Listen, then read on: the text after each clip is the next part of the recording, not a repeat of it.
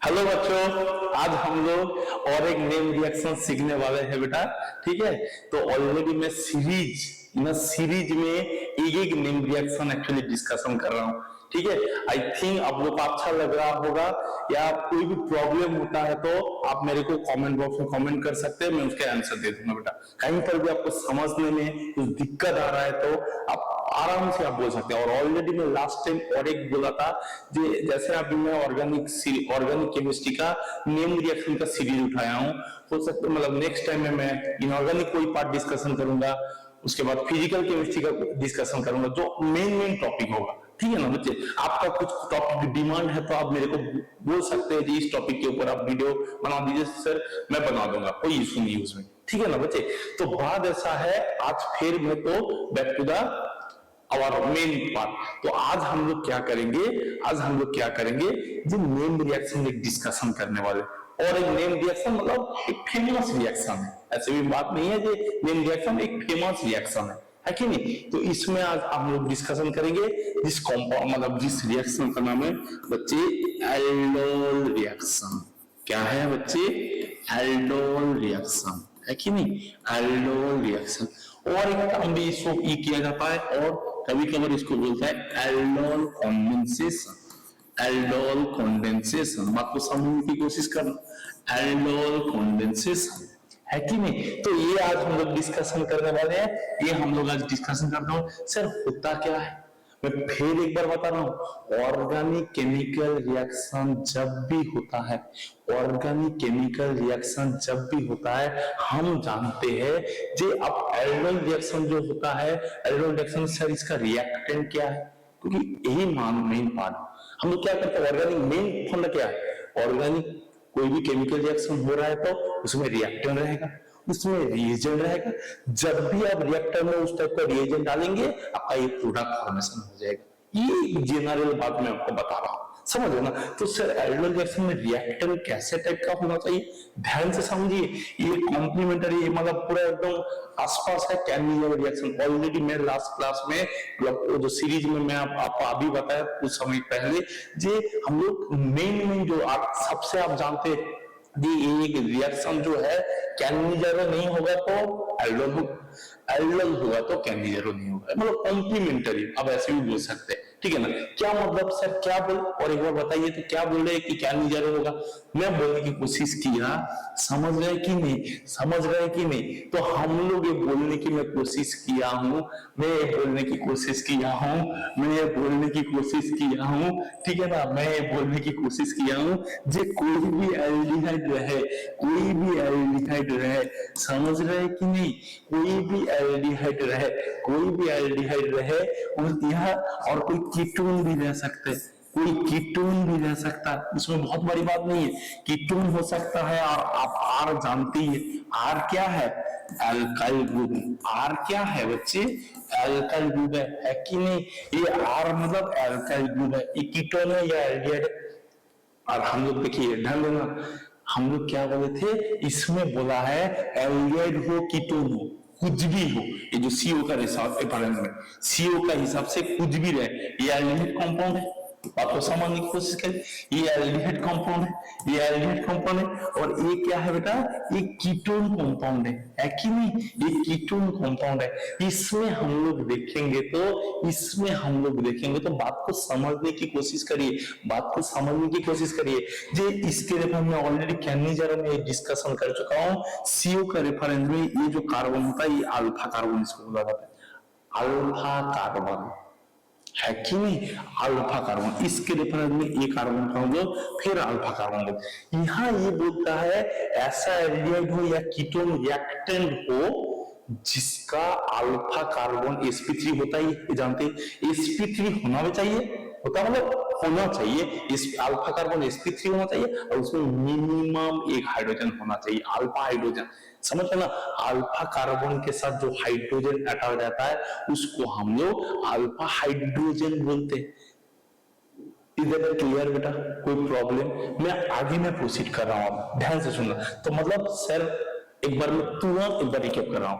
मतलब उसमें कैनिजर रिएक्शन में क्या बताया था, जो एल्डिहाइड होना चाहिए, जनरली एल्डिहाइड होना चाहिए, और उसमें जो अल्फा कार्बन है, अल्फा कार्बन रहेगा तो उस केस में अल्फा कार्बन रहेगा तो उसके हिसाब से कोई अल्फा हाइड्रोजन जेनरली में फिर बता रहा हूं कोई अल्फा हाइड्रोजन नहीं होना चाहिए। अल्फा हाइड्रोजन नहीं होना चाहिए उस पार्टिकुलर एल्डिहाइड में। आप क्या करवा सकते हैं, जनरली में बार बार बता रहा हूं, उनमें कैनिजर करा सकते हैं। और वही एल्डिहाइड कीटोन में अल्फा हाइड्रोजन होगा तो वो एल्डोल रिएक्शन करेगा। और बेटा एक बार बता रहा हूं, एल्डोल रिएक्शन बहुत पहले होता है तो कहीं पर भी अल्फा हाइड्रोजन है जनरली वो एल्डोल से जाएगा, ना कि मतलब कैनिजर होगा। जैसे मैं कंपाउंड उठा रहा हूं, इस कंपाउंड का नाम क्या है बेटा, आप जानते हैं, ये एसिटाल्डिहाइड है कि नहीं, एसिटाल्डिहाइड है। तो इसमें हम लोग देखेंगे ये एसिटाल्डिहाइड है। इस CO का रेफरेंस में ये जो कार्बन है इसको अल्फा कार्बन बोलते हैं कि नहीं। This is very important thing बच्चे, है कि नहीं। तो इसमें देखेंगे, इसमें जो अल्फा कार्बन है sp3 है, और इस अल्फा कार्बन में अल्फा हाइड्रोजन प्रेजेंट है।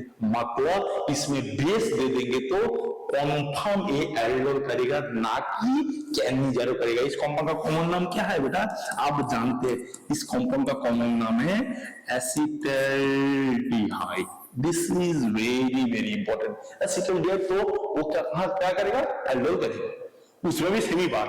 तो इसमें एक बात में जनरली एल्डोल रिएक्शन जो होता है, मैं भी आप समझ गए होंगे, जनरली एल्डोल रिएक्शन जो होता है वो एल्डिहाइड भी हो सकता है, वो कीटोन भी हो सकता है, पर उसके हिसाब से CO के हिसाब से अल्फा कार्बन में अल्फा हाइड्रोजन होना चाहिए। और हम लोग जब एल्डोल रिएक्शन दो टाइप में होता है, एसिड कैटालाइज में भी हो सकता है, बेस कैटालाइज में होता है। जनरली बेस कैटालाइज से मैं कर रहा हूं, बेस कैटालाइज एल्डोल रिएक्शन कर रहा हूं, base catalysed aldol reaction, base catalyse aldol reaction में बेस को ज्यादा और पेपर दे रहा हूं, ध्यान देना बेटा। इसमें क्या है बात को समझने की कोशिश करिए। जो कोई भी जैसे मैं एक कंपाउंड लिख रहा हूं, जैसे एक कंपाउंड है कि नहीं, एक कंपाउंड एल्डिहाइड है, इसके CO का रेफरेंस में मैं बोल सकता हूं ये कार्बन अल्फा कार्बन है, ये अल्फा कार्बन देखिए अल्फा हाइड्रोजन भी है। तो मतलब यहाँ ये बोलता है यहाँ भी 2 मोल चाहिए इसका। आप इसको बेस देके ट्रीट करेंगे तो है कि नहीं, बेस देके ट्रीट करेंगे तो क्या होता है, बेस देके ट्रीट करेंगे तो क्या होता है, इसमें मैं आपको थोड़ा सा भी बता दूं। यहाँ जो अल्फा कार्बन है, यहाँ मतलब क्या होगा, इसमें जो देखा गया है, मैं जनरली बता रहा हूं, अल्फा बीटा अनसैचुरेटेड, सॉरी क्या होगा, इसमें क्या होगा बच्चे, इसमें होगा beta hydroxy carbonyl compound, beta hydroxy carbonyl compound aldol reaction. Semi बात ये बीटा हाइड्रोक्सी कार्बन कैसे होता है मैं आपको बताता हूं, समझ रहे कैसे होता है, मैकेनिज्म अच्छा से बताऊंगा। इसमें क्या करते हैं हम लोग, हाइड्रोलिसिस करते हैं, एसिड क्या करते हैं, हाइड्रोलिसिस करते हैं, थोड़ा सा हीट कर देंगे तो इसमें से फाइनल जो प्रोडक्ट आता है alpha beta unsaturated carbonyl compound. कभी कभार सुनना ध्यान से इस बात को सुनना, बोलता है नॉर्मल एल्डोल रिएक्शन करेंगे तो बीटा हाइड्रोक्सी कार्बोनिल कंपाउंड होके खत्म हो जाएगा, बट जब उसका फर्दर हाइड्रोलिसिस करेंगे फाइनल जो प्रोडक्ट आएगा alpha beta unsaturated carbonyl compound आएगा। मतलब उस समय हम लोग इस रिएक्शन को बोलते हैं एल्डोल कंडेंसेशन। यस, तो मतलब एल्डोल रिएक्शन में आपको ध्यान से सुनना, एल्डोल रिएक्शन जनरली कोई बोलेगा तो बीटा हाइड्रोक्सी कार्बोनिल कंपाउंड, और उसी में हाइड्रोलिसिस करा देंगे तो जो alpha beta unsaturated carbonyl compound होगा उसको हम लोग जनरली एल्डोल कंडेंसेशन के अंदर रखते हैं। समझ गए। अब हम लोग एक पार्ट को अच्छा से, मैं सर पहले एल्डोल रिएक्शन कैसे होता है एक बार बता दीजिए। तो हम लोग क्या कर रहे हैं बेटा, बेस कैटालाइज में मैकेनिज्म देख रहा हूं कि कैसे होता है। ध्यान देना थोड़ा सा, कैसे होता है मैं आपको बताता हूं, ध्यान देना बेटा कैसे बोल रहा हूं। बात ऐसा है, पहले कोई भी रैंडम एक मैं एल्डिहाइड उठाए, एल्डिहाइड हो सकता है, कीटोन हो सकता है, कुछ भी उठाए, कोई इशू नहीं है, मैं एल्डिहाइड लेके कर रहा हूं, ठीक है। इसमें क्या होता है, इसमें जो हाइड्रोजन होता है, इसमें जो हाइड्रोजन होता है वो एसिडिक होता है कि नहीं, हाइड्रोजन होता है। तो इसमें क्या होता है, इसमें क्या होता है, जो बेस आप दे रहे हैं, मैं बार बार बहुत दिन से बता रहा हूं, जब भी ऐसा कोई पीसीस जिसके ऊपर नेगेटिव चार्ज हो, वो न्यूक्लियोफाइल भी हो सकता है, वो बेस भी हो सकता है। बेस क्या काम करेगा, प्रोटॉन को कैप्चर करेगा। बेस क्या काम करता है, प्रोटॉन कैप्चर करता है। मतलब पहले कोई नेगेटिव पीसीस कोई भी रिएक्टर में आप देंगे तो रिएक्टर में कोई एसिडिक हाइड्रोजन होगा तो वो ऑलवेज एसिड बेस रिएक्शन होगा। ध्यान रखना, कोई भी पीसीस आप जिसमें नेगेटिव चार्ज है ऐसा रिएजेंट की तरह यूज किए है तो वो ऑलवेज पहला एसिड बेस रिएक्शन करेगा जब आपका रिएक्टर में कोई एसिडिक हाइड्रोजन भी प्रेजेंट है कि नहीं। समझ गए क्या बोल रहे हैं। तो ये वाला छोटा छोटा पार्ट में लिख के भी रखना बेटा। तो क्या करता है, ये जो OH माइनस है इसको कैप्चर करता है, कैप्चर करके एक्चुअली ये मतलब ये जो रिएक्शन है बेटा, ये जो रिएक्शन है आप ध्यान से देखेंगे तो ये डबल बॉन्ड ऑफ हाइड्रोजन, तो ये कार्बन ये क्या करता है, रेजोनेंस कर सकता है कि नहीं, रेजोनेंस कर सकता है। रेजोनेंस करेगा तो क्या फॉर्मेशन होगा खुद ही बताइए, रेजोनेंस करेगा तो क्या फॉर्मेशन होगा खुद ही बताइए। A this is the signal counter cation से इमेज लिए है तो ये वाला आपका डबल। तो इसको हम लोग क्या बोलते हैं बेटा, इनोलेट इंटरमीडिएट। क्या बोलते हैं बेटा, इनोलेट इंटरमीडिएट, इनोलेट फॉर्मेशन हो गया। समझ गए ना बेटा, इनोलेट फॉर्मेशन हो गया। अब क्या करता है दूसरा जो हम लोग को लिए है, दूसरा जो लिए है, बात को समझने की कोशिश करना हम लोग, दूसरा जो लिए है ये नेगेटिव में बार बार बहुत दिन से एक ही बात बोल रहा हूं, कार्बन डबल बॉन्ड ऑक्सीजन का ऑलवेज बॉन्ड एनर्जी ज्यादा होने के कारण वो ऑलवेज क्या करने की कोशिश करेगा, फर्दर उसको मतलब फर्दर उसको गेन करने की कोशिश करता है, या सिंगल बॉन्ड होगा फर्दर ही होगा, और ये जो ये है इसको जाके अटैक करेगा, ये बॉन्ड को खोल देगा। समझ गए। तो सिंपल सा बात है, आप प्रोटॉन ट्रांसफर हो जाएगा। तो मैं डायरेक्ट लिख दे रहा हूँ, थोड़ा सा मैं डायरेक्ट लिख दे रहा हूँ, बात को समझने की कोशिश करना बच्चे। यहाँ CO जैसे ऐसे है बेटा उसी हिसाब से लिखिए, ठीक है। यहाँ R है कि नहीं, इसमें होगा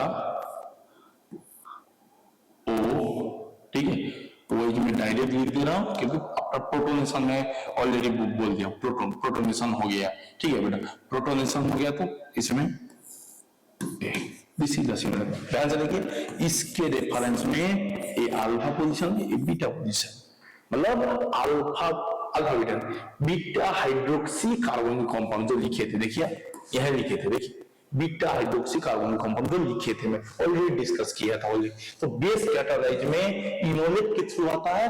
और एक बात बोल दे बेटा, एसिड कैटालाइज होता तो पहले यहाँ प्रोटोनेशन होता, उसके बाद क्या होता, ये डिप्रोटोनेशन होके इनोल बनाता। मतलब सिंपल सवाल है, एक लाइन में लिख दूं तो आप ऐसे ही मैं यहाँ CSS में स्टार देके लिख सकते हैं, जी बेस कैटालाइज होगा तो बेस से होगा तो एल्डोल रिएक्शन, बेस से होगा तो एल्डोल रिएक्शन। बात को समझने की कोशिश करिए, किसके थ्रू प्रोसीड करेगा, इनोलेट के थ्रू प्रोसीड करेगा।